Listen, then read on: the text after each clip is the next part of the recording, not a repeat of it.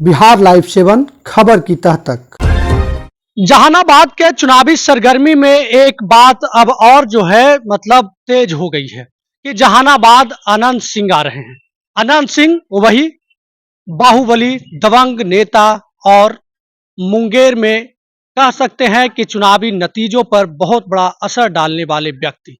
अनंत सिंह को पैरोल पर बाहर लाया गया इस नाम पर कि उनके घर में बंटवारा है, लेकिन जब वो बाहर निकले तो मुंगेर में जनता के बीच में गए, जनता से मिले और लगातार दावा करते रहे कि हम अपनी जनता से मिल रहे हैं। लेकिन मुंगेर का खेल जो है वो आखिरी दौर में बदलने का जो है पूरा प्रयास किया गया और आखिरी दौर तक ललन सिंह को जीत कैसे मिले इसके लिए अनंत सिंह भी काम करते नजर आए।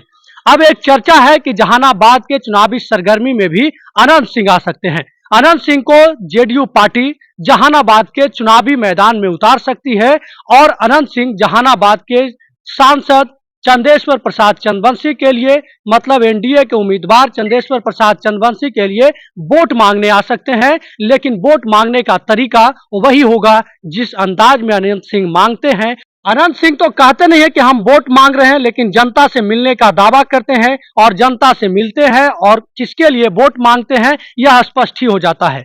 अगर जहानाबाद के चुनावी सरगर्मी में अनंत सिंह की एंट्री हुई तो मान लीजिए कि एक बहुत बड़ा भूचाल पैदा हो जाएगा, क्योंकि जिस तरीके से जहानाबाद के भूमिहारों की सम्मान की लड़ाई की बात अरुण कुमार कर रहे हैं, अब जो है भोला बाबू के आने से कुछ भूमिहार भोला बाबू के जो चाहने वाले लोग हैं वो चंदेश्वर प्रसाद चंद्रवंशी के साथ दिखेंगे।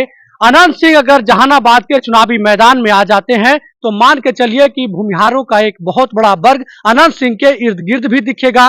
तो अब देखने वाली बात यह है कि अनंत सिंह जहानाबाद आते हैं, पैरोल पर उन्हें जो है जहानाबाद भेजा जाता है या फिर नहीं भेजा जाता है, किस तरीके की आसार होती है। लेकिन जहानाबाद में आने से पहले चर्चाओं की बाजार गर्म है कि अनंत सिंह आएंगे तो जहानाबाद की रूपरेखा बदलेगी, जहानाबाद की हवाओं में कुछ और बातें दौड़ने लगेंगी।